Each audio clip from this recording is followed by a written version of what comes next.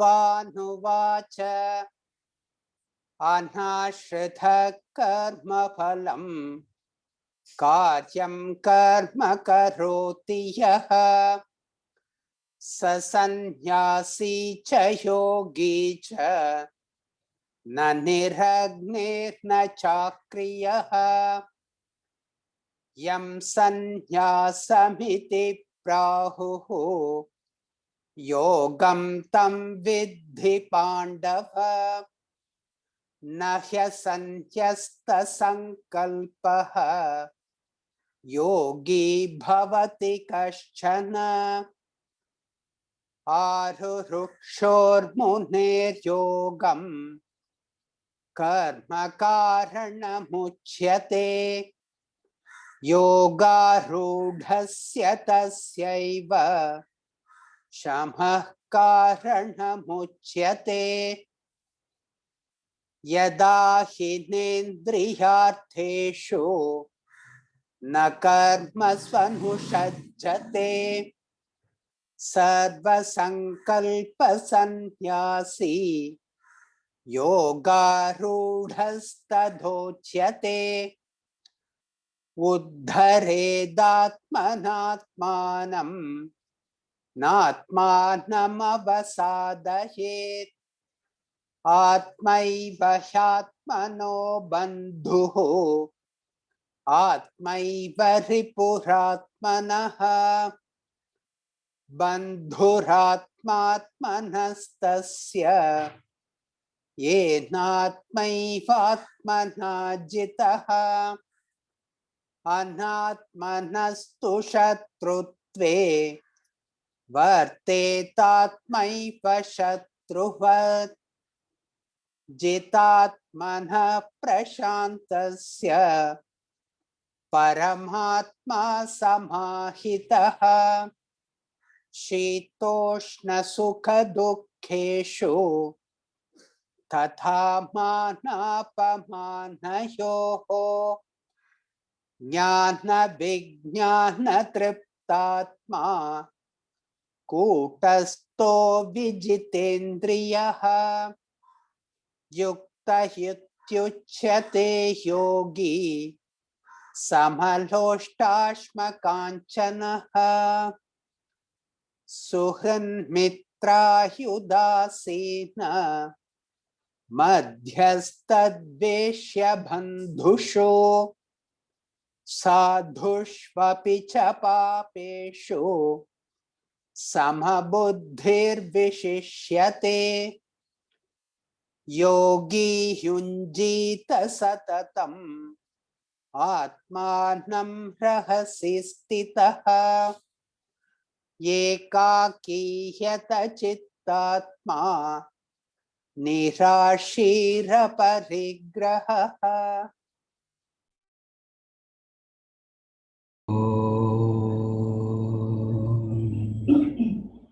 ॐ सहना भवतु सहनौ भुनक्तु सह वीर्यङ्करवावहै तेजस्विनावधीतमस्तु मा विद्विषावहै। ॐ शान्ति शान्ति शान्तिः।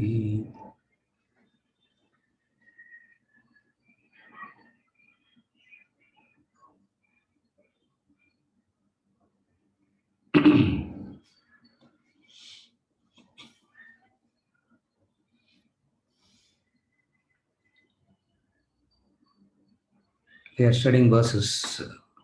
We finished verse number 5 and we are moving into 6. This verse 5 and 6 combined. Some fundamental laws of life is explained.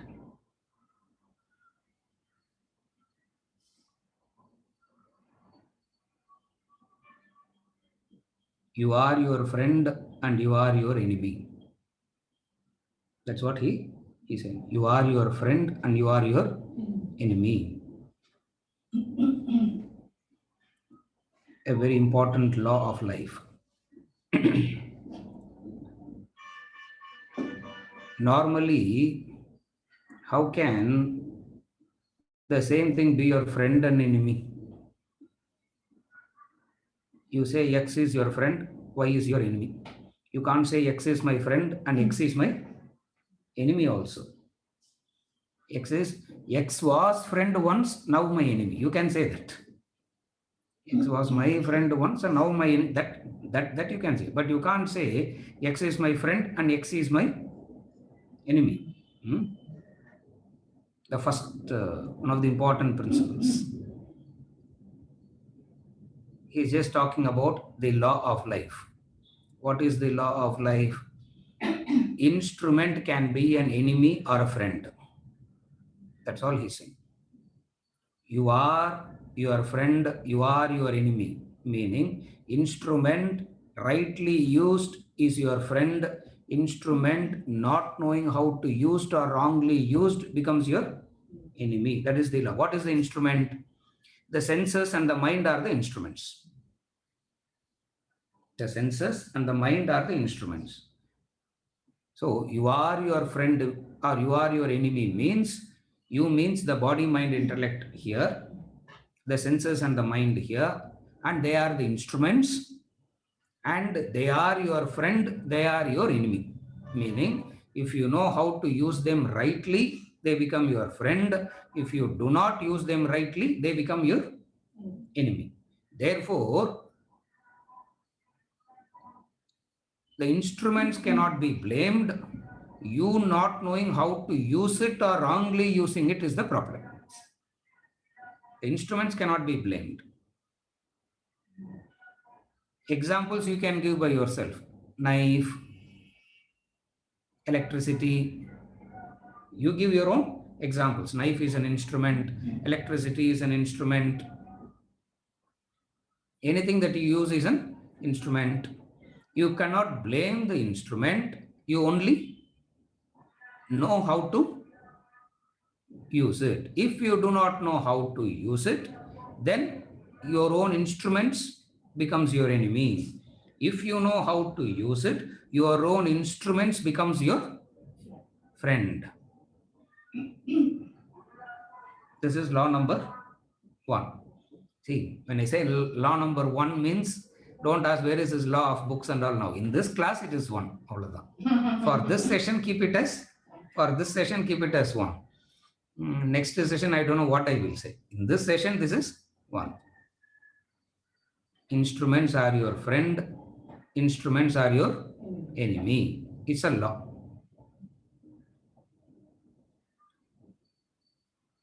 Second thing, you become your friend when you associate with success. You become your failure when you become your enemy when you associate with failure in relation to results of the action. You are so happy with you when you are so happy with you when you are successful. When things go your way, you are so happy. When things don't go your way, I'm sad, I'm depressed, nothing is working in my favor. That is the time I will start looking for who is the horoscope man, who is the star person, who is the Vastu person. Nobody will go to Vastu star fellow when things are going in your way. Sir, continuously I'm meeting with success. I want to meet that horoscope man. Nobody ever says that. I want to know what is happening to me because I'm meeting with success so continuously. You are your friend in one way, you are your enemy in another way. You are your friend when you know how to understand the experiences rightly. You are your enemy if you do not know how to understand your experiences. And what are the experiences of life? Success and failure are the experiences of life. We have seen this before. Life equals experiences. There is no success or failure. Success or failure is in relation to your memory. Success or failure is in relation to how you interpret that experience. It is your interpretation of the experience that makes you call it a success or failure. Per se, it is only an experience. Experiences makes you wiser. Interpretation destroys you. If you do not know how How to do it?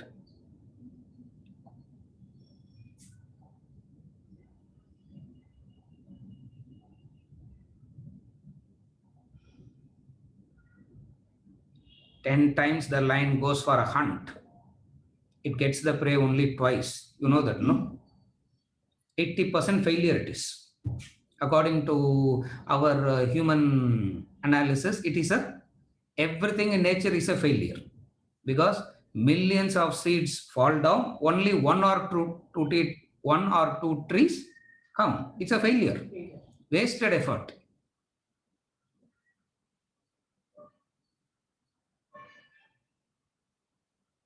King Cobra gives 30s and 40s, it comes out. In 24 hours, only one survives. In the first 24 hours, the whole lot gets destroyed. Human interpretation of it is, it's a wasted effort, sir. It's a wasted effort. Lion's effort is wasted because 10 on 10 it should get. If I do it, sir, I should be successful. If I am not going to be successful, then I will not. Then I will not do it. What is the point of doing? You are your friend, you are your enemy. You are your friend, you are your enemy. What is your friend? If you can understand it as an experience and how to understand it as an experience, you are your friend. If you interpret it wrongly, you become your enemy. There are very many ways of looking at this verse. I'm just trying to explain what all ways I have seen, and there may be many ways of seeing it. Unfortunately, you can only hear how I see it, because I'm only sitting in front talking. No, if there is a better person, maybe he will give another 100 ways of looking at it. The second way of looking at it is, you are your friend, you are your enemy when you know how to understand the experiences of life. For life gives experiences. Life doesn't offer problems. Life gives experiences. Your interpretation of it. Knowledge says how to understand your experiences rightly. A person who understands one's experiences rightly becomes a wise person. And we are talking about such a wise person here. A jnani, an enlightened person, is nothing but a wise person. Who's a wise person? Who knows how to see it.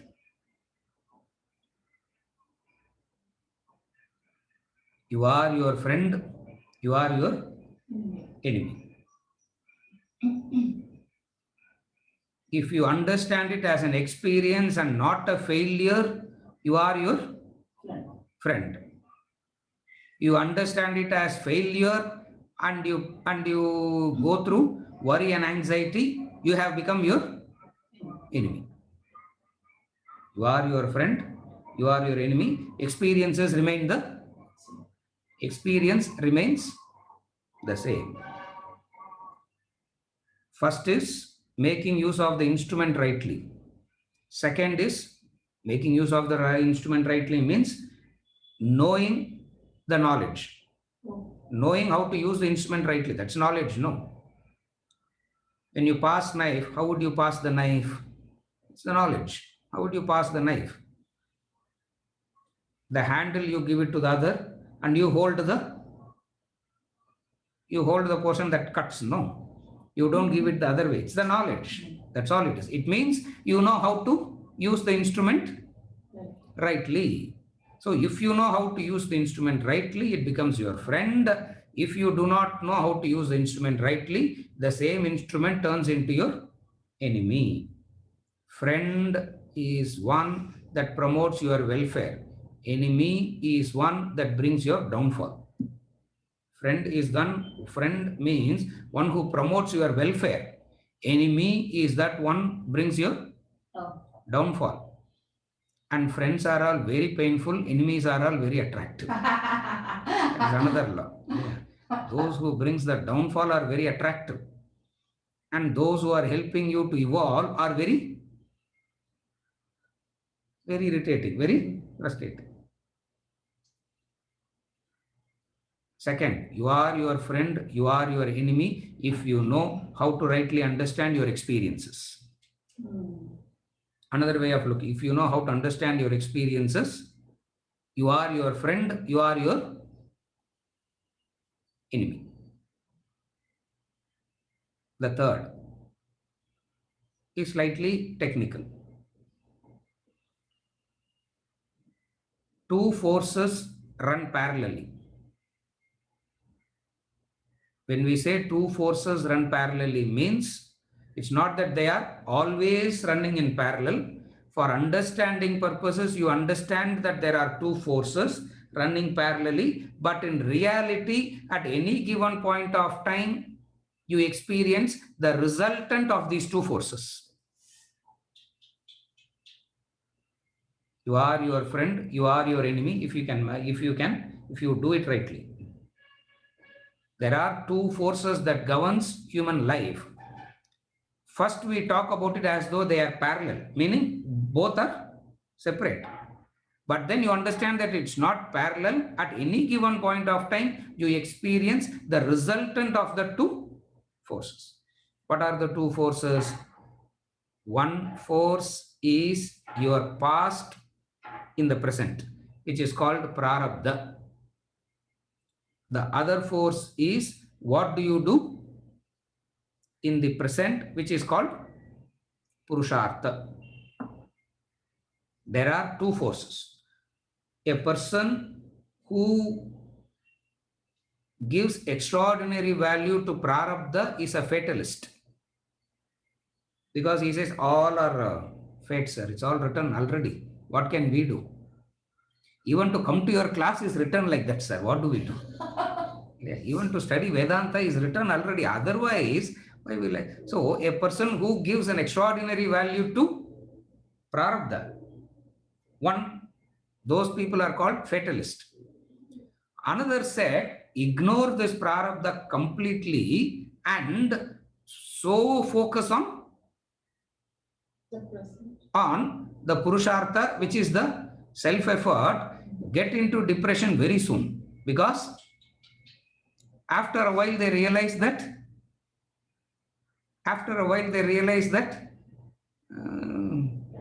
no, it is good like a motivational speech, it is good, but in reality it is not working. It's good to hear as a motivational speech, but in reality it is not working.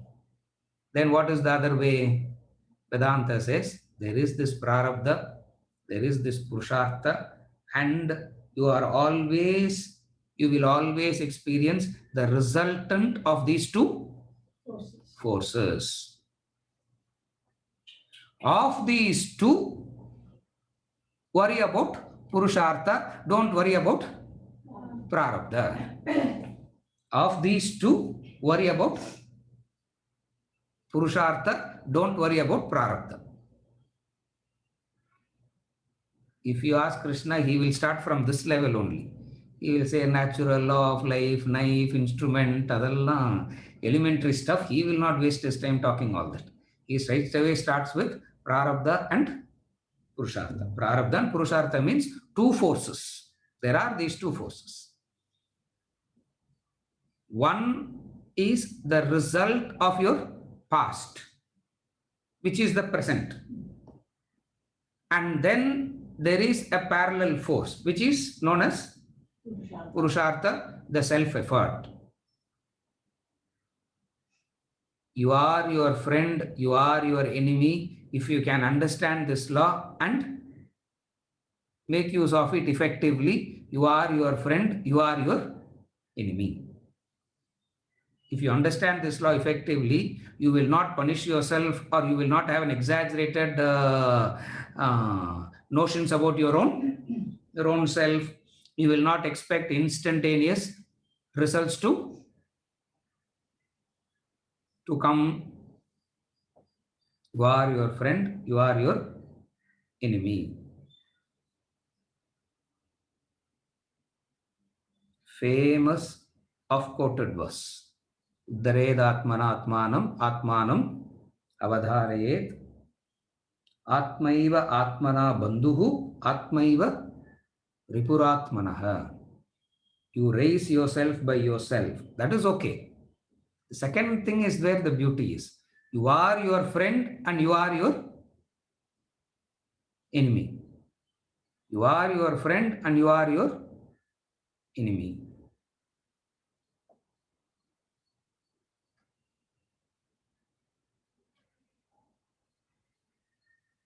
You are your friend because your mental well-being is under your control. You are your enemy because you do not know how to handle it.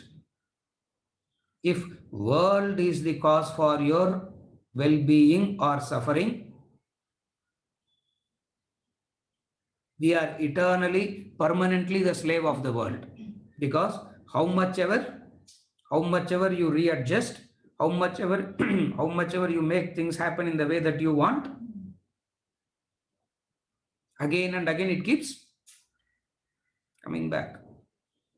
The last 300 years, human efforts are going only in developing vaccinations. That's all. We develop one vaccination and we think that we have conquered one disease. Another disease comes and says, develop another vaccination. Thing is, we don't have the memory. Thank God we don't have that memory. And in the right areas, we don't have memory. Yeah? In the wrong areas only, we have our memories fully operational. In the right areas, we don't have our memory at all. So, how much ever you try to deal with the world shows its nature. World shows this is what I am. What is the world?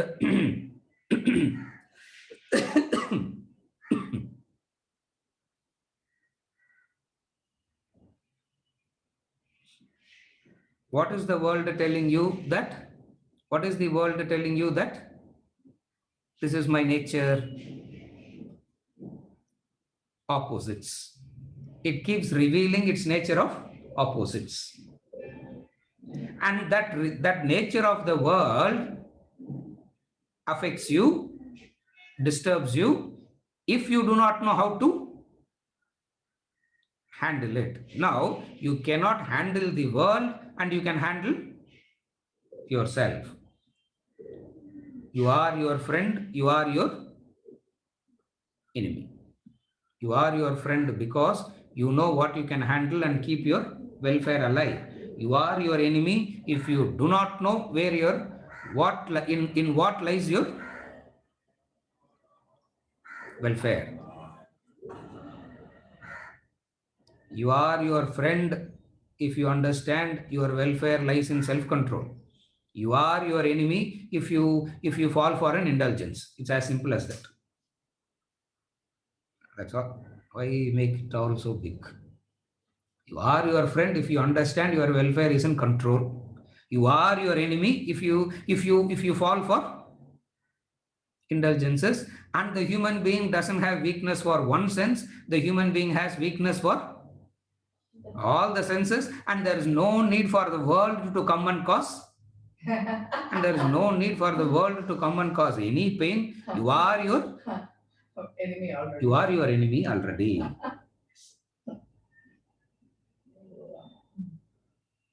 So, very famous of quoted verse because it explains the law.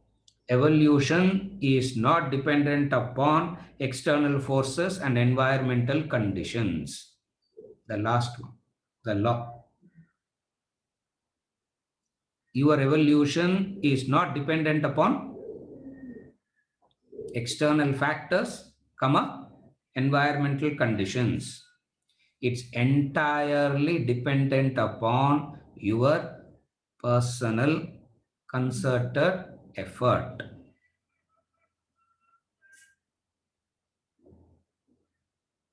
If you realize and recognize this law, you are your friend. If you do not recognize this law, you become your enemy. And everybody talks about favorable conditions for Everybody talks about favorable conditions. Under favorable conditions, sir, under favorable conditions, I can easily grow. Conditions are not conducive. Environment is not conducive. Krishna says it's against the law of life. It is against the law of life. What is the law of life? Your effort, your growth is dependent upon A personal consultant. your personal concerted effort. That's all. It is not dependent upon anything external. For the external is only a situation. For the external is only a situation. I have said this before also. Life offers situations. Life offers situations. Life doesn't create problems. Life creates situations. Summer is a situation, winter is a situation. Profit is a situation, loss is a situation. Birth is a situation, death is a situation.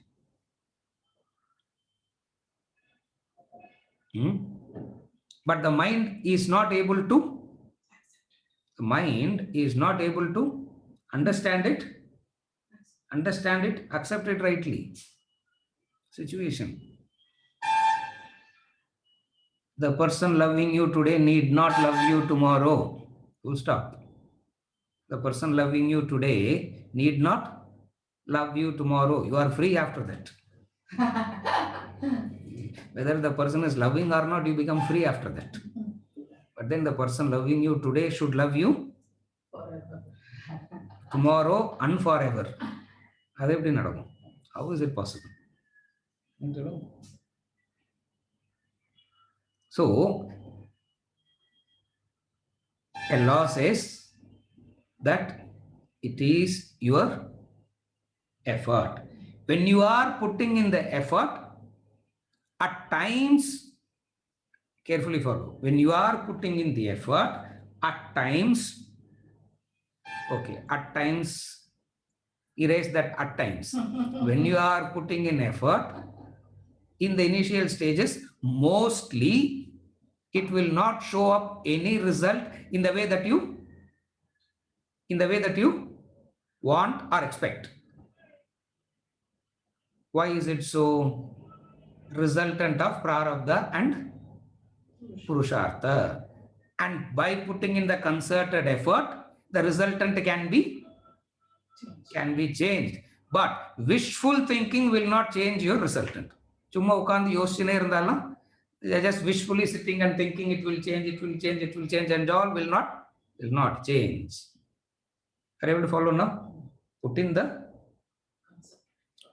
concerted effort in the right direction with the full understanding that it is the result. You will experience the resultant.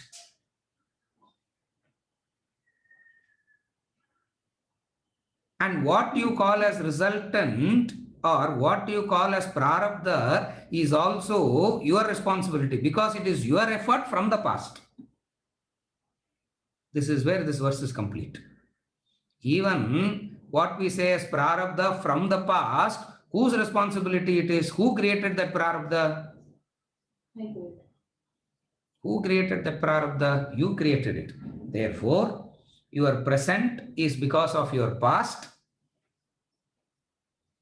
Your future, just as your present is because of your past, your tomorrow will be of your today.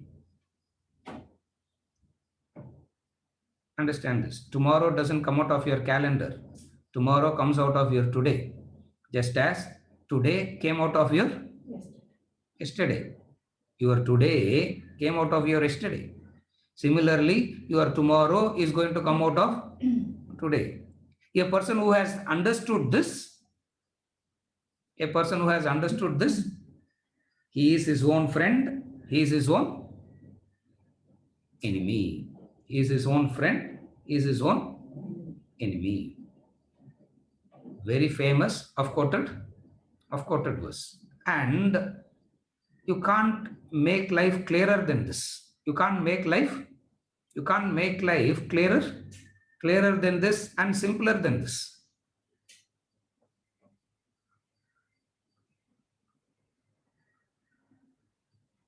It says there's no such thing called failure.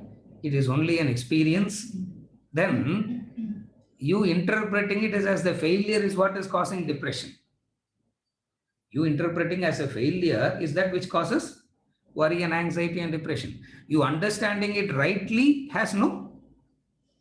you understanding it rightly, there's no problem. Atmaiva bandhuhu, atmaiva ripuhu. Ripuhu means enemy, bandhu means friend. Here Atma doesn't mean Brahman. Atma here means the body, mind, intellect, the little self, the individual, you. That is where it is in the translation of the verse, small s comes. Self. Wherever there is small s, you should understand it as body, mind, intellect, instrument. Wherever the capital S comes, you should understand it as Brahman, the reality. Here it is used in the small s. Since it is used in the small s, you understand that it is you, the individual. Who is that individual? Whoever is reading this verse, it is addressed to that person. Yeah. யார் யாரெல்லாம் படிக்கிறாங்களோ அவங்களுக்கு அந்தந்த verse அவ்வளவுதான். If you read it, it is for you. If the person sitting next to you reads it, it is for that person. If all the 8 billion sits and reads it, it is for all the 8 billions addressed individually. What? You are your friend. You are your enemy. சரியா? Beautiful verse. And he says it's the very famous, popular, oft-quoted verse. With this, we move on to verse number 6. I just summarize. We have been studying this verse. I just thought we'll summarize it in this context so that from what all angles we speak in different context, all comes from this verse, and this is an opportunity to read everything together. Now we move on to verse number 6. Verse number 6, padingo, Venkat. बन्धुरात्मात्मनस्तस्य येनात्मैवात्मना जितः अनात्मनस्तु शत्रुत्वे वर्तेतात्मैव शत्रुवत्. बन्धुरात्मात्मनस्तस्य येनात्मैवात्मना जितः अनात्मनस्तु शत्रुत्वे वर्तेतात्मैव शत्रुवत्. For him who has conquered his self, the self is his friend. But for whom who has not conquered his self, the self verily becomes hostile like an enemy. Now he is bringing in the two self, the small s and the capital S. 5 and 6 is a combined verses. 5 and 6 is combined because it's the same law, it's the same idea. What is he saying in this verse? For him who has conquered his self, the self is his friend. But, opposite of this fellow, but for him who has not conquered his self, the self verily becomes hostile like an enemy. What is he saying? If you have properly understood the verse previously and did the right things, God is your friend. If you have not done all this, God is your enemy.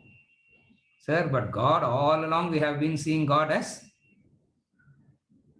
Shuddha, Sakshi, Chaitanyam, pure, enlivening factor. Where is he? Where is he the friend and where is he the enemy? The self is the friend of the self for him who has conquered himself. But to the unconquered self, the self stands beautifully, he says, Shatruvat, like an enemy, not an enemy, like an, Vat means enemy, like an enemy. We'll see that. If you have self-control, God is your friend. If you don't have this control, God is like your enemy. He's not saying he's your friend, he's your enemy. He's saying you have to read the verses slowly and carefully. First he says, self is your friend. Again he says, self is your enemy. Here the self means Brahman. So instead of using the word self, if you are reading it, you can see it very clearly because the small s and capital S is very clear. Since we am talking, I can't say capital S, small s, capital S, small s all the time. So for you, the small self is used. For capital self, the word Brahman is Brahman or God is used. So rephrasing it now, what is he saying? The self, God, for him who has conquered his self, God is his friend.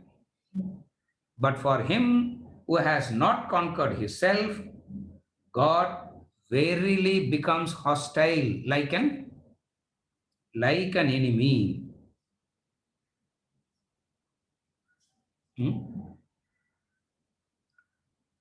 How do you explain this now? Previous verse is very easy. Yeah, previous verse was very easy.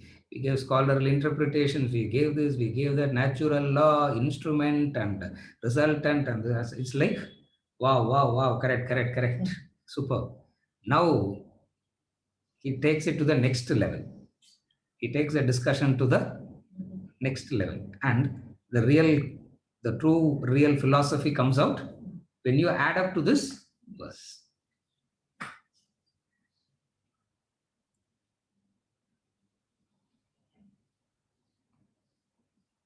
Friend is one who wishes your welfare.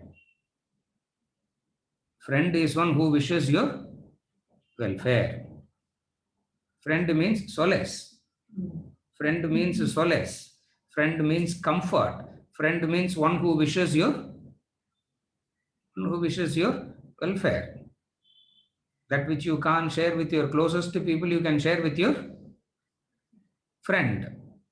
Yeah, that's why everybody needs one or two friends in life, because certain things you can't share with your own people. That which you can't share with your own people, you can share it with your friend. Enemy. What is enemy?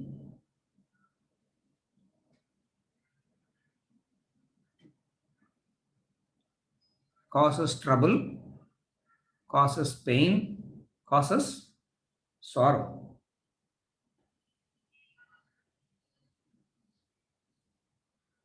Atman, Brahman, takes the role of your friend when you control and gain mastery over the senses. Like in the words of Shakespeare, there is a divinity that shapes your ends. When you take control of your senses and mind, Atman, the divine, comes and aids you. Aids you. Support comes. Nature supports, he says. Nature supports. When you are in the right direction, nature supports.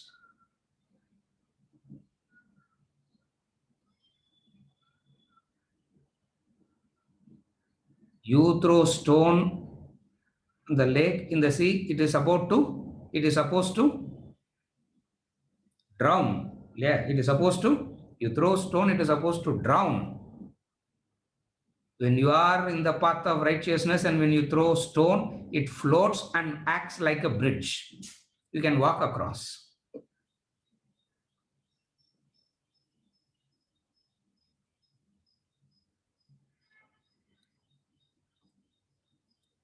Human beings, you keep an army of human beings, very difficult to manage and control them, no? Imagine having an army of monkeys. Imagine having an army full only monkeys. There are only 2 human beings in that. In Rama's force, in Rama's fight with Ravana, there are only 2 human beings in that. You know that, no? Who are the 2 human beings? Rama and Lakshmana. Rest are all Monkeys. monkeys. Human beings itself don't listen. How will the monkey listen? But the monkeys were a disciplined army. The monkeys were a disciplined army. When you have control over your, that's what he says. When you control and gain mastery over your material equipments, the instruments, there is a unseen hand that is lifting you up into the next level of growth. There is an unseen hand, comes and just lifts you up. For this, you should have experienced it. Then you will understand what he is saying. Beyond a point, logic will not help. But there is a help. And some unseen divine hand, as it were, lifts you up. It's available for you. It is available. In that sense, he says, a supreme law. Previous verse, ordinary laws. LAWS, huh? My English accent is so bad. Laws, I hear it as LOSS. Yeah, not LAWS. It is LAWS. If previous verse spoke about some laws, this verse number 6 is talking about the ultimate law. What is ultimate law? You are sincere and dedicated in gaining mastery over yourself. There is a divine hand. There is an unseen divine hand that just lifts you up, as it were. From where support comes, God only knows. Support comes.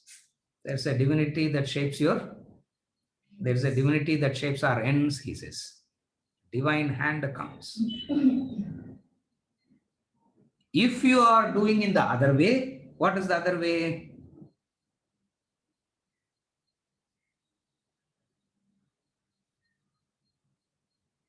When you do not follow the law,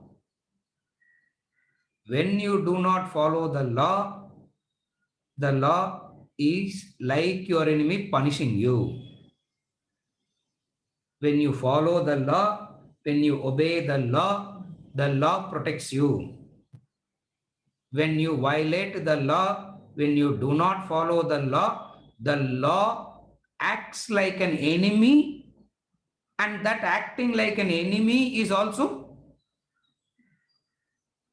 and that law acting like an enemy is also for your protection. Therefore, like a friend, Atman is your friend. Straight. Like your enemy is not actually an enemy. Even that acting like an enemy is also for your welfare only. You able to follow? Another, that's why when you by heart these 2 verses together. Don't by heart only the 5. Do 5 and 6 combined. For it is if it is just left with the previous one, it's not complete.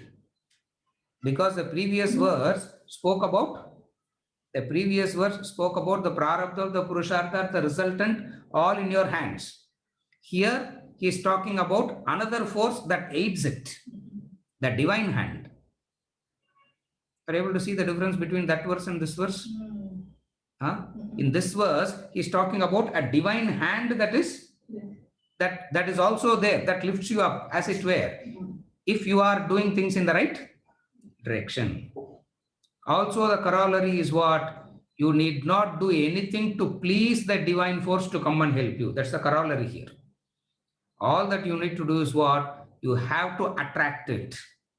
You have to attract the divine force to your aid. How do you attract the divine force to your aid? Follow the previous verse. If you follow the previous verse, there is a divine force, as it were.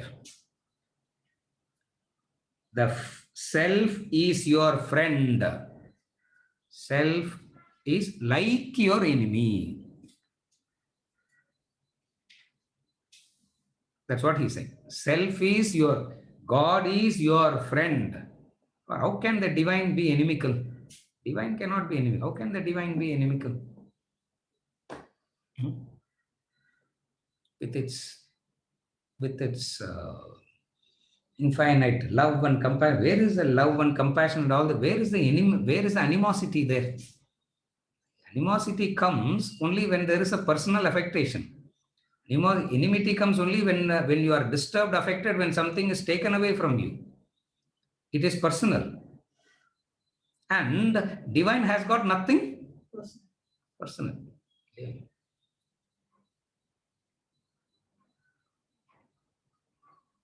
Looking at every one of us, divine should have burnt all of us by now, no? The way that we are living life, divine should have burnt all of us. Make everybody stand in queue, and Shiva must open the third eye, one after the other. Come. And privileges. Who all have attended the Vedanta Sunday classes, privileges. They will be burnt. Yeah, they will be first in the queue, and they will be burnt first. How can divine be the enemy? Divine cannot be the, divine is never inimical. But even when it is acting like an enemy, it is your friend still. Meaning, beautifully he is balancing the two. This is what I want you to recognize.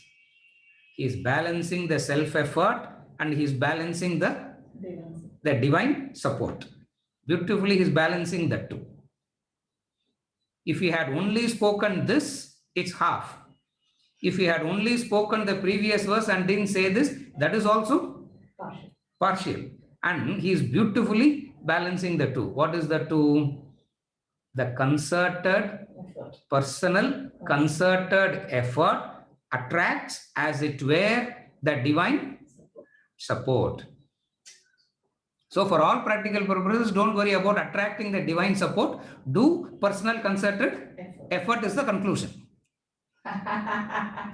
So don't worry, because you need to attract it.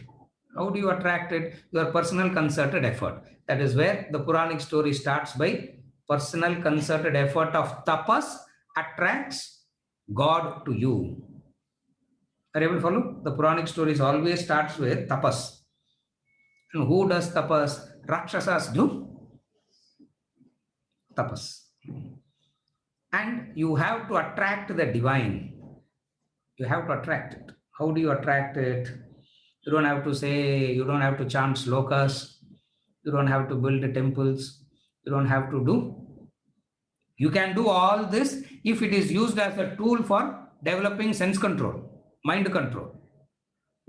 Per se, doing it without connecting it to sense control and mind control is useless. You don't attract divine force that way. What do you do?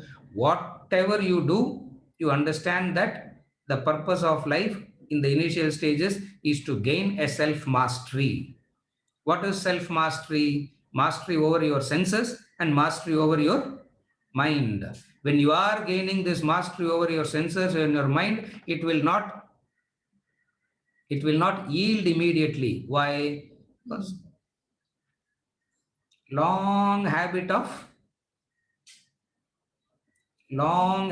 using it wrongly, long habit of abusing it, straight away in one day and all it will not change. You wanting to control is for 2 minutes in a day, and you indulging is rest of the 23 hours plus whatever minutes. What will be the resultant? what would be the resultant? But the mind focusing only on the 2%, but the mind focusing only on the 2 minutes of effort comes back and says, Vedanta is not working, sir. Vedanta is not working. And Krishna says, if you say that, next verse you will follow. If you say this, next verse. But that is verse number 6 that we are studying now. I'm just going backwards and forwards into the 2 verses, sir, so that you get a better understanding. What is he saying now? If you say like that, by making you go through pain and suffering, acting like an enemy, you will be protected. The same law being the same can protect you as a friend. The law being the same can protect you as your enemy. Are you able to follow? As he is saying that the neutrality of the law is also explained. Marvelous verse. The neutrality of the law is also explained. What is the neutrality of the law? Atman is Sakshi Enlivener. That is the neutrality. The neutrality of the law is also explained.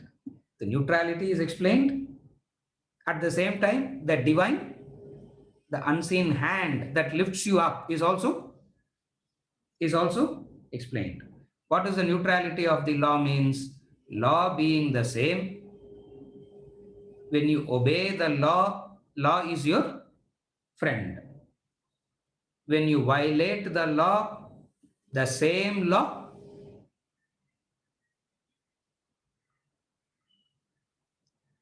acts like your enemy. Don't say your enemy, yeah?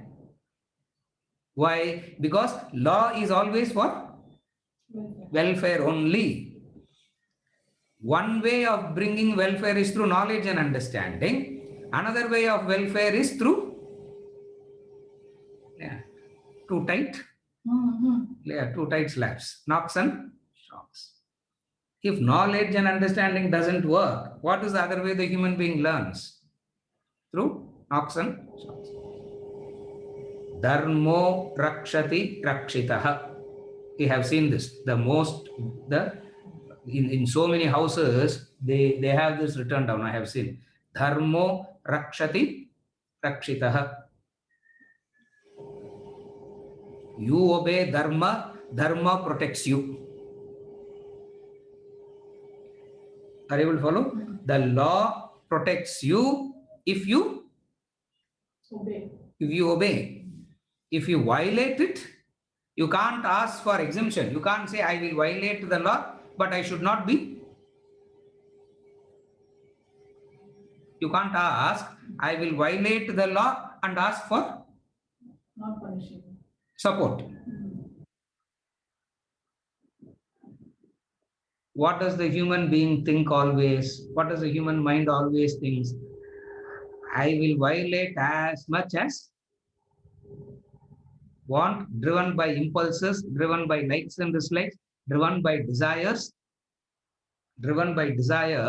one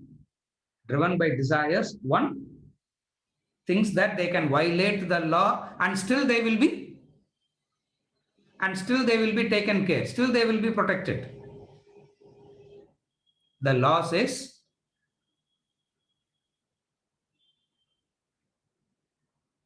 I am primarily there for your protection only. By you violating it, you have hurt yourself. By you violating the law, you have hurt yourself. But I am there always only for protection. Are you able to see? Brahman, God, law, all are synonyms, sir. If you use the word law, it becomes more clearer here. That's why I'm using the word. From the self length, I said the word God. From the God, I shifted it to the word law. For all are synonyms. So if you bring in the word law here, it becomes easy to follow what he is saying. Law is for your welfare. In the divine law, In the divine law, there are no exceptions. In the human law, amendment after amendment, human law, you can bring in amendment after amendment, and you can hope that every amendment will, you can do all that in man-made laws. The divine law is, the divine law is the same. What is the divine law? If your senses and mind is not, if your senses and mind is not directed, controlled, you not controlling your mind and senses will make you to suffer. And it is the only, you can't say like that also. It is the one and only cause of your suffering is the divine law. Technologically, you may be poor. Technologically, you may be advanced. Financially, you may be, materially, you may be poor. Materially, you may be advanced. But this law doesn't change. Are you able to follow now? This law doesn't change.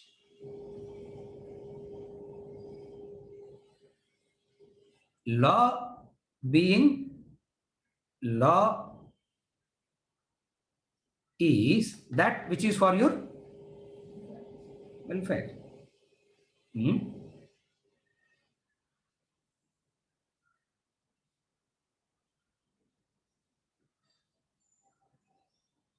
In the human law, there are exemptions, correct?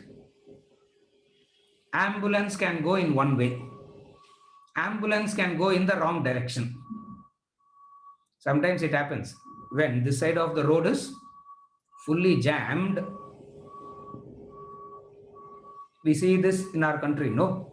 When this side of the road is fully jammed, suddenly the ambulance driver will cross the road and start driving in the opposite directions, and the police will not stop him.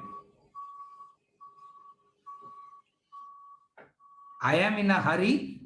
I have an important meeting. Therefore, I am cutting the road and you drive in the opposite direction. What will happen? Are you able to follow? The law.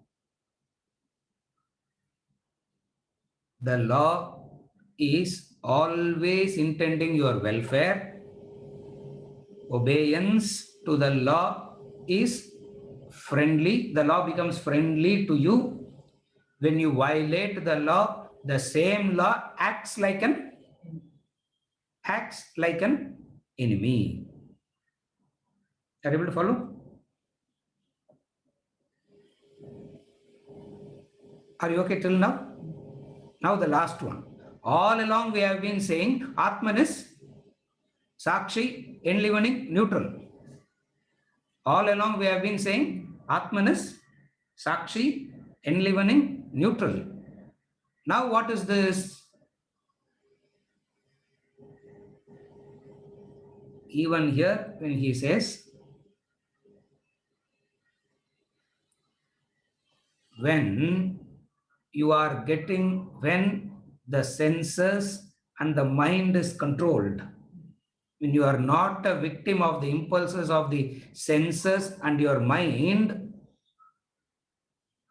you are getting closer and closer to your original nature.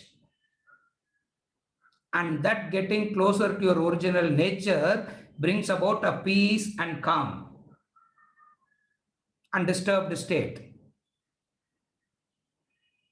When you are not having the sense control and mind control, instrument control. What is meant is the instruments control. You are moving away from your, as it is, you have moved away from your original nature and you continue to move away from your original nature. What happens?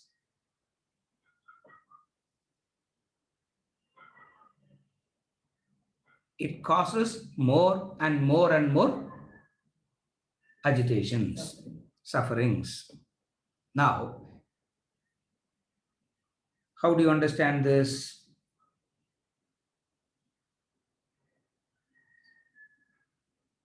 Atman is like an enemy when referred to the negative aspect. And in fact, there is no negative aspect at all. In the positive aspect, it is referred as friend, not like a friend. Like an enemy, friend. First, you should notice these two words. If you capture these two, then you understand the verse. He says, like an enemy, your friend.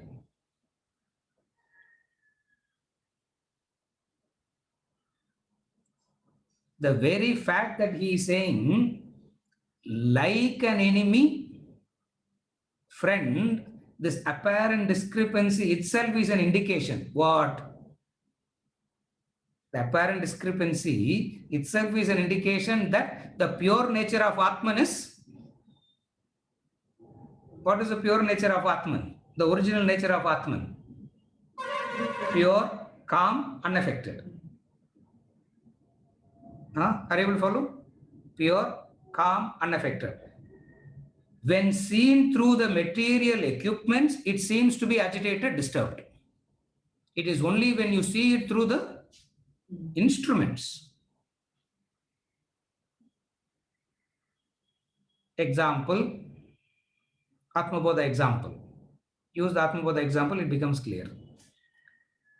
The reflected sun appears disturbed because the reflecting medium, the water, is disturbed. Atmabodha. That's why we read a few texts so that we can borrow from here and there and make the understanding correct. Atmabodha example he gives is, the sun appears to be disturbed because of the medium through which the sun is seen is disturbing. What is the medium through which the sun is seen? The water. What is water? The body, mind, intellect, instrument. So when seen through the body, mind, intellect, instrument, it is seen, it appears to be disturbed. In reality, it is not. In reality, it is not disturbed.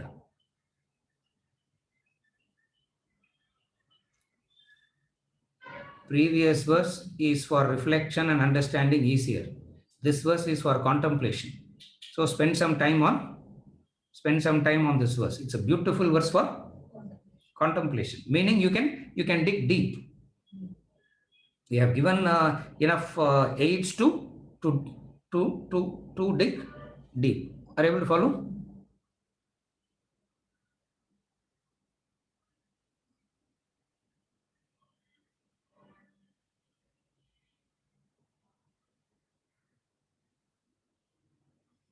The divine is neither a friend nor an enemy in its original pure nature. It just exists.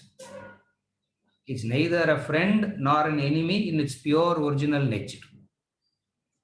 Here we are not talking about the original nature of the Atman. We are talking about the yogi. What is the sequence we are studying here? Yogi, Sannyasi, Jnani. That's the sequence, no? Yogi, Sannyasi, Jnani. Correct.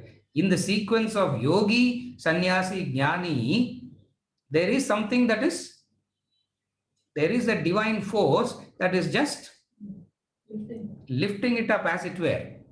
Elsewhere, what he talks about as the tailwind and the headwind. Elsewhere, he gives example of the tailwind and the headwind. Tailwind, you reach half an hour earlier. A tailwind, you reach half an hour late. Yeah, tailwind, it aids. Tailwind, it aids. You reach faster. Headwind slows down. Half an hour delayed. Headwind and tailwind. There is that headwind and tailwind force also in life. Use it to your advantage. Are you able to see are you able to see it now?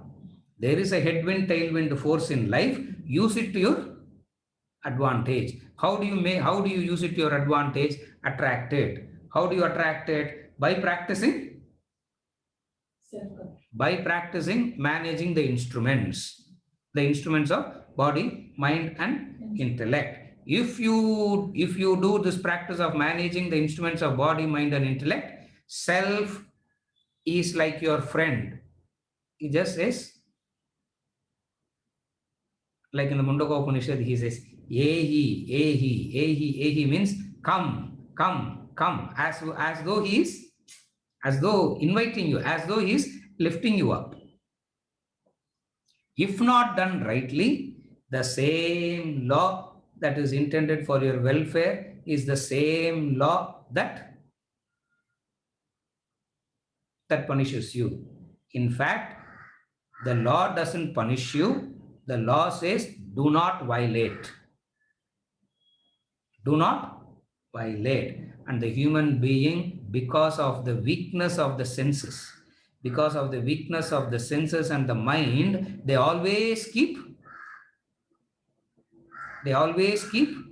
violating. And this violation is that which brings Suffering. downfall. And what is downfall? What is downfall? Punarapi jananam, punarapi maranam. That is the downfall. What is the downfall? Again birth, again death. Going through the same thing in a different body, in a different place. Like Rama says in the Yoga Vasishtha, how many fathers I have had in the past? How many more fathers I am going to have in the future? How many mothers I have had in the past? How many more mothers I am going to have in the future? Again birth, again death is the downfall. Increasing the vasanas, increase of vasanas, increase of your likes and dislikes is the downfall. What is the downfall? These are the downfall. The same law that lifts you up is the same law that punishes you if you violate. The same law that protects you is the same law that punishes you. Protection or punishment is done by the law dependent upon what you do. Correct? Punishment or support by the law is entirely dependent upon what you do, not based on the likes and dislikes of the law. It's not that law likes me, it supports. It's not like law doesn't like Narayanji, therefore punish him. Yeah. Law doesn't have preferences like that. Law doesn't have favorites like that. In fact, who is the favorite? There is a favorite. Who is the favorite? One who obeys. Intellect is that which tells obey the law. Intellect is that which says there is the law, this governs life, and you need to obey the law. And you become free by obeying the law. By violating the law, you don't become free. People think that people believe in that, no? They want to break the law. They want to, thinking that you become free by Obeying the law. You are free by obeying the law.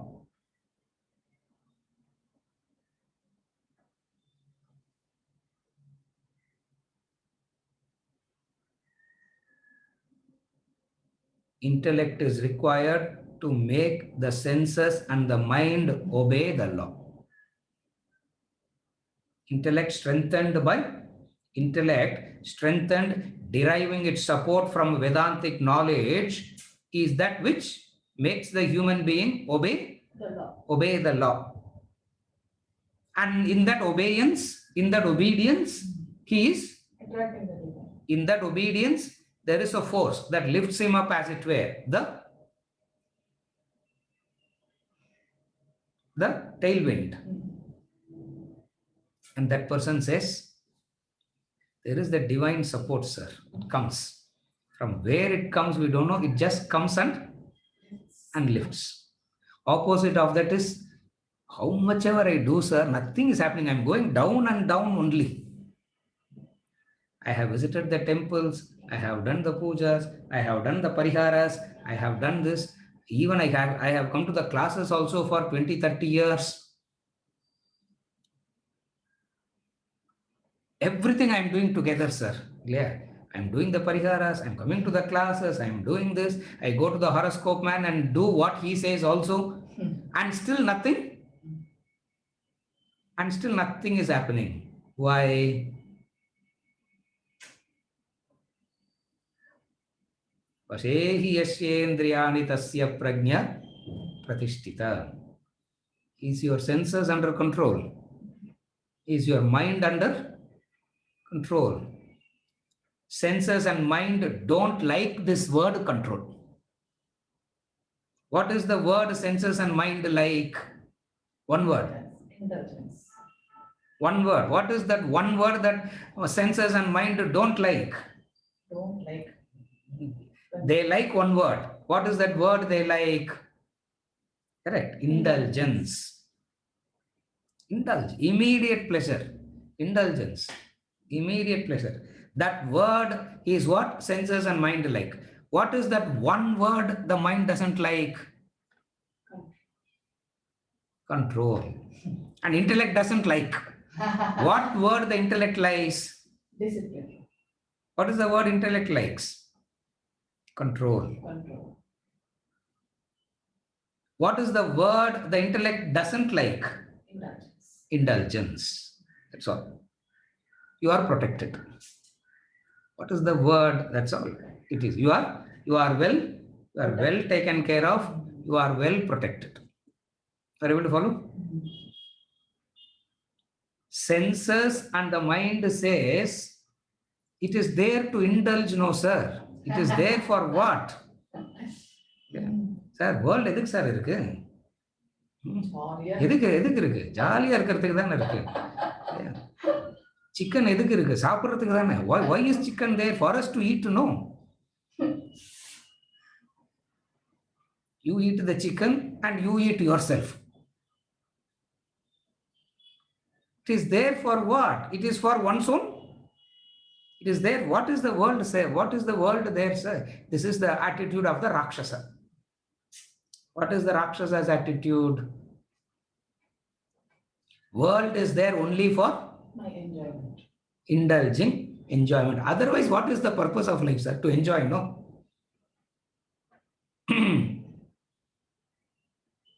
Intellect says the purpose of life is not to Enjoy. indulge. Purpose of life is to find enjoyment through control. Find enjoyment through control, not enjoyment through indulgence. And then you will say, this is what I am telling everybody, sir. Nobody is listening. Shankar, this is what I told my wife and children. They didn't listen. Now I am telling my grandchildren. They are also not listening. It is not for them to, it is not for you to give a lecture to others, because we have taken the easiest job for ourselves. Copyright we have. Clear? We will only tell others control, control, control. You should not do that. What you should do? Obey. You should obey. You should practice control. The law that helps you to, what is it that the senses and mind like? Indulgence. Indulge. What is it that life says? Enjoy through control. What is it the life says? Discipline, control. Discipline, control. What is Vedantic training? The knowledge of life and living. Vedanta is the knowledge of life and living. What is the knowledge of life and living? Enjoyment comes through control. I am not getting into the discussion because we have seen it any number of times. Control is not suppression. We have seen that any number of times. That's why I am not even discussing that. Because at least now we are clear on that. Control is not Suppression. Control is not suppression. We have seen that any number of times.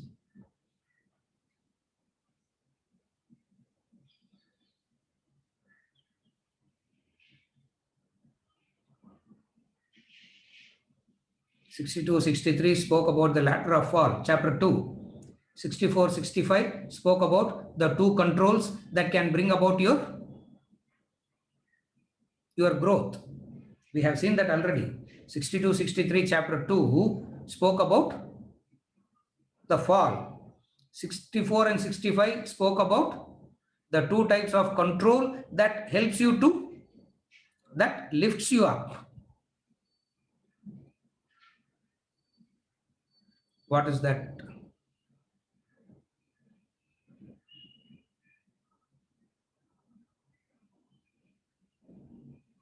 If the intellect is not strong, the combined force of the senses and the mind, the senses carry the mind away. The roving senses along with the mind carries the intellect away, and buddhinashat pranashyati. Buddhinashat pranashyati. So the two important verses, beautiful two verses.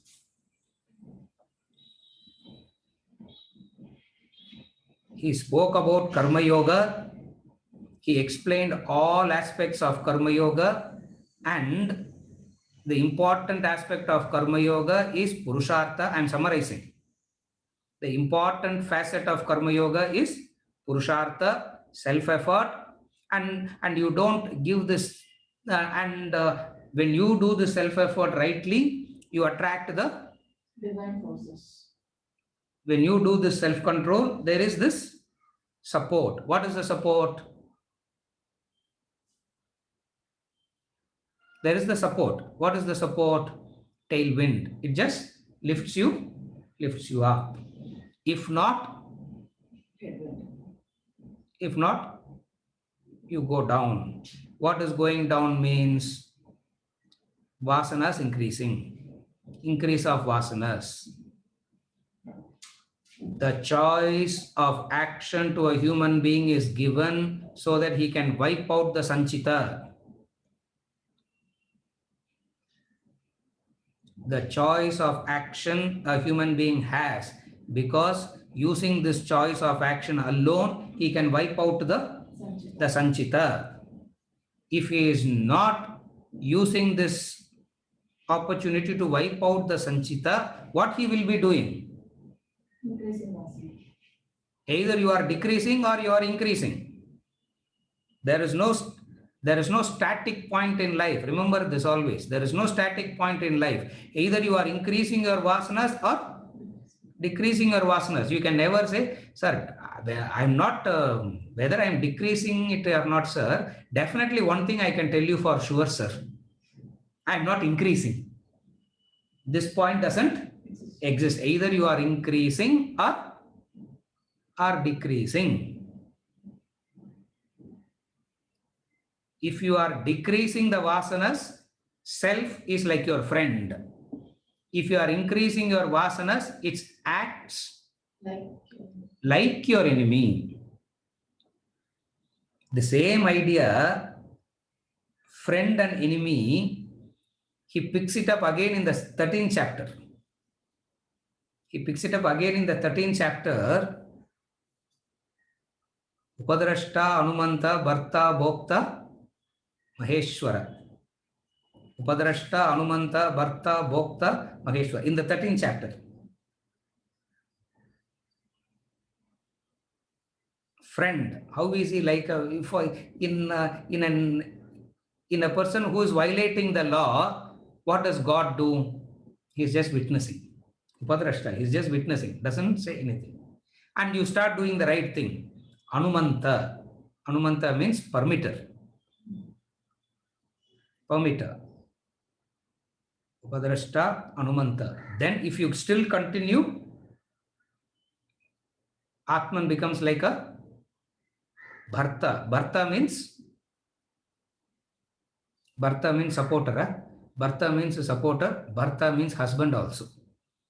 Here he's not using it in the sense of the husband, is the supporter. Upadrashta, Hanumanta, Bharta. Then whatever you do, there is enjoyment. Bhokta, you become the enjoyer. Does it stop there? No. You become the Maheshwara. Ishvara means the Supreme Lord. Maheshwara means where there cannot be a Lord above that Lord. That is Maheshwara. There is no Lord above this Lord. It's called Maheshwara. Senses are the Lord when compared to the sense objects. But there is a Lord over the senses, which is the mind, Indra. And then there is the Lord over the intellect also, Brihaspati, the intellect. And then there is Maheshwara. And there is nothing above Maheshwara. So where do you start? Starting from the lowest point and you reach the level of Maheshwara, the Supreme Lord. Is your friend acts like an enemy? Beautiful verse.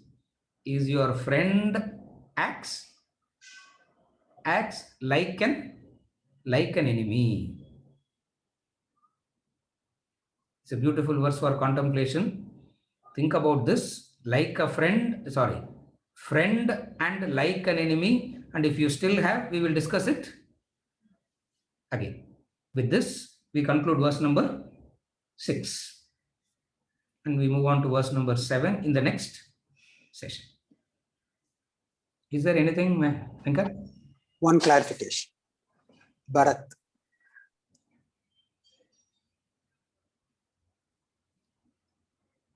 இவரையும் பரத்தையும் cancel பண்ணிடுங்க கிளாஸ்ல இருந்து இல்லையா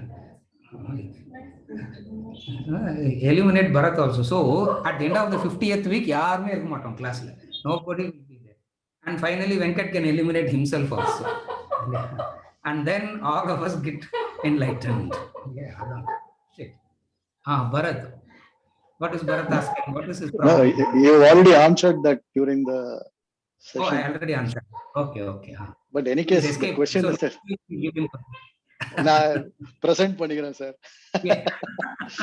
Elimination, process of elimination தள்ளி விட்டேன்னா. So Bharat allowed next week because he said I already answered it. No, anyhow, the question was more to do with the same in the context of Atman, Brahman. Yes. So it's a Sakshi Bhavam. And so Yes. when you were explaining about the verse is talking about the enemy and like an enemy and friend. Yes. There are two things that came up to my mind. One is, how do we relate the Sakshi Bhavam to this particular affectation? Yes. From a Brahman standpoint. Yes. The second aspect is, why is the verse actually referring to the Brahman as a third party? For example, an enemy is a outside of person, whereas he's part of yourself and things like that are all part of us. Correct. So why is it being referred like a third person? That was my question, sir. Yes. The first portion of the Sakshi Bhavam, Yes. you explained subsequently, so that is fine. From the level of the yogi, there are 3 things. From the level of the sannyasi, there are 2 things. From the level of Brahman, there is Advayam. From the level of the yogi, there are 3 things. What are the 3 things at the level of the yogi? You, world, God. There are 3 things at the level of the yogi. You, world, God. There are 3 separate entities you see. You see yourself, you see the world around, and also you understand that there is a third entity called God. So at the level of the yogi, there are 3 things. At the level of the sannyasi, there are only 2. What has dissolved? World. What has dissolved? You, world, and God. What has dissolved? You and God alone remains. World is dissolved. At the enlightenment, what is dissolved? You and world never existed in the beginning. You're able to see the sequence? This you, world, God to you and God is a very logical progression. The third thing that you and world dissolve and becomes God. Then no.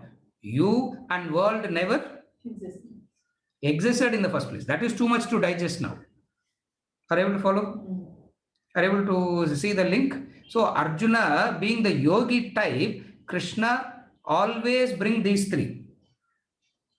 In our Vedanta classes, we all assume that we are all Nachiketas and we start at that level.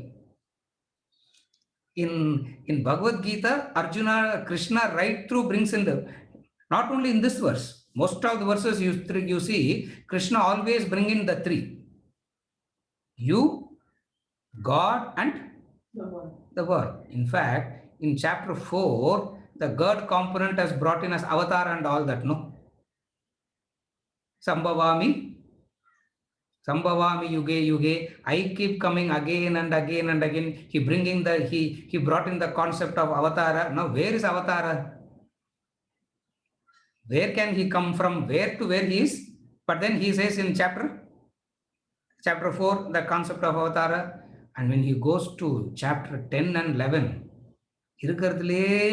Talasutra concept on the chapters 10 and 11, the Vibhuti Yoga and Vishwarupa Darshana Yoga, where the third entity is explained. In the 15th chapter, he reconciles all that and says that you, world and God, and you and world and all doesn't there. Only Brahman alone is. That comes right at the end of, that comes in the 15th chapter when he quotes Upanishadic example. Urdhva Moolam Adashakam Ashwattam Rahuravyayam. This tree, cut this tree, and this tree standing upside down tree, he says, no? Roots above, branches below. Where is the tree where the roots are above and branches are below? So, to answer your question, why he brings in is because Shankaracharya in his commentaries, Adi Shankaracharya in his commentaries talks about the yogi level as the triangular format. He uses the word. In his commentaries, Shankaracharya uses yogi triangular format, he says. What is the triangular format? You, world and God, triangular format. And then sannyasi is two. What is the two? You and God. Visishta Advaita it is. You and God. Then comes the highest. What? Non-two. What is non-two? There is no you and God. Non-two. So, wherever he gets a chance to talk about the ultimate in the Bhagavad Gita, he talks about that also. In fact, he started talking about Ashochanam, Vasochastvam, Prajnavadam, Sabhashis and all that. From verses 11 to verses 30, chapter 2, he spoke about the self in its original glory. After listening to the self in its original glory and all that, what did Arjuna ask? Tell me what I should do. Tell me what I should do. After listening to the entire thing, tell me what I should do. And the moment the person asks, tell me what I should do, now you understand, you belong to the triangular format. So he immediately brings the discussion level. He's not compromising on the discussion. He is helping Arjuna to evolve from his level. Always remember this. In the initial stages, there are three. Initial stages of spiritual path. Before you get into the spiritual path, there is only, before you get into the spiritual path, 5 stages. Total life, from absolute ignorance to self-realization. only you. And world is there only for your entertainment and enjoyment. God Allah, there is no concept of God, law, no nothing here. That is the lowest state of a human being. You are the one, and world is there only for your entertainment and enjoyment only. From there, you evolve and say, no, no, no. There are other things also existing. Not only me, there are other things. World comes in. Are you able to follow now? World. Idella non-spiritual stages. What is the spiritual stage? The third entity you bring in. You, world, and God. And then you and God. And finally, God. Only God. Idhula, what is it that is common in all this?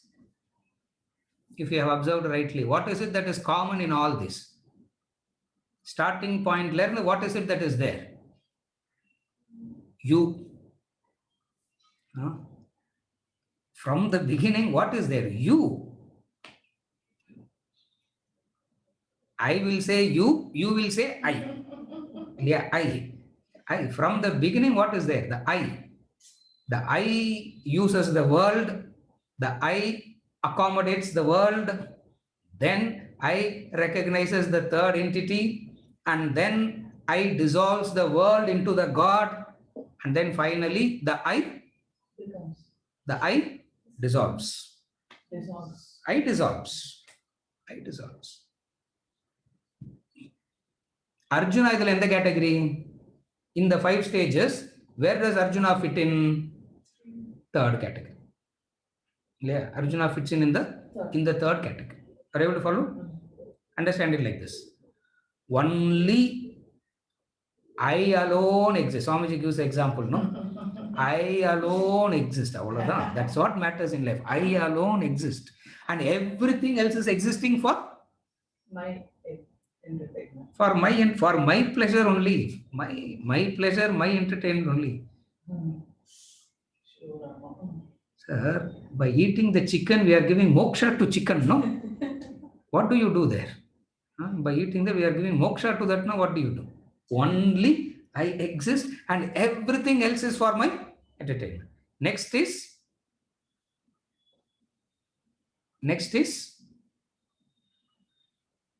the world. You accommodate the world. Still you have not thought about the third entity, Brahman. Still the third entity, God didn't come. You are very accommodative in the world. You are very accommodative. You are very adjusting. You follow some virtues and values and principles, all in relation to the world. But God didn't come into the picture at all. When does the yogi start? From a human being, you turn into a yogi. From materialistic life, you turn into a yogi. When do you start? When the third entity called God comes in. And then you continue the path. What gets dissolved? The world gets dissolved. Only 2 remains. You and God. Finally, what is gone? Last stage, the I gets dissolved. The I comes first and the I gets dissolved last. Is it okay, Bharat? Yes, Guruji. Thanks. Yeah. Understand it as in the initial stage of a spiritual path, triangular format, in the words of Shankaracharya. In his commentary, he says triangular format, he says. Meaning the 3. Okay?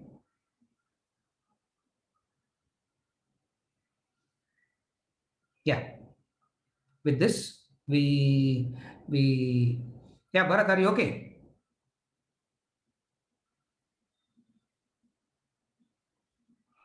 I'm fine. Thank you, Guruji. There's a lot of contemplation. There Yes. is this triangle with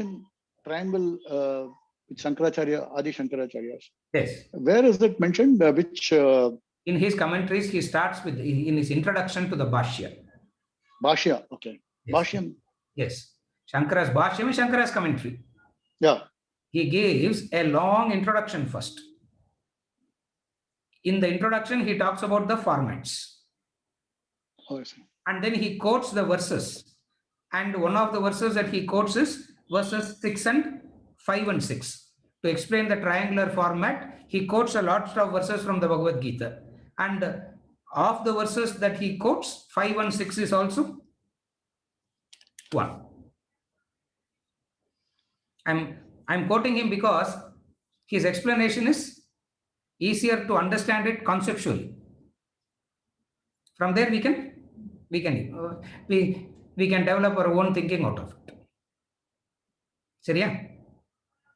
Introduction to the phenomenal classical principles of Vedanta is in his 3 introductions. One is the Bhagavad Gita Bhashya introduction. Another is the Brahma Sutra introduction. The other one is the Upanishad, Brihadaranyaka Upanishad introduction. Beautifully, all different angles. All different angles of introduction. Introduction is talasutto. Introduction itself will be like spinning. His introduction itself is spinning, which is spread out in very many ways. He introduces it sequentially and then comments on the verses so that it's easy to follow. Since those commentaries were spinning, he wrote introductory textbooks. Viveka Chudamani, Sarva Vedanta Siddhanta Sara Sangraha, other introductory textbooks. Viveka Chudamani, 500 and odd verses. Sarva Vedanta Siddhanta Sara Sangraha, 1100 verses. Introduction to Vedanta. Then he thought, no, this introduction all is more confusing. And then he wrote Atma Bodha. Oh. And then came Atma Bodha. It's like, it's like refined. And we study Atma Bodha because it is one of the concise, refined introductory textbooks. Viveka Chudamani and Sarva Vedanta Siddhanta Sara Sangrahan or book. People don't even know this name. 1100 verses, sir. And he calls this as an introductory textbook to Vedanta. Meaning, what is explained in poetical form, he explains it in sequence and then explains the verses so that it is easy to follow what the verses are saying. And beautifully what Swamiji did, he removed all the complicated words from that and he made it in a, that's where it stands out much better, because all the complicated linguistic words he edited and made it more palatable with these words, with the words that we are comfortable with. Because 90% of Shankaracharya's vocabulary is not used, just as Shakespeare vocabulary is not used now. No. Similarly, 90% of the vocabulary is not in use. Therefore, by going there, it will be more confusing. With all this background, if we refer to that, it's easy to follow. That's why I am working in the reverse way. We have learnt it, and I am referring to all those where it is taken so that it becomes easy to digest the concept. Is it okay, Bharat?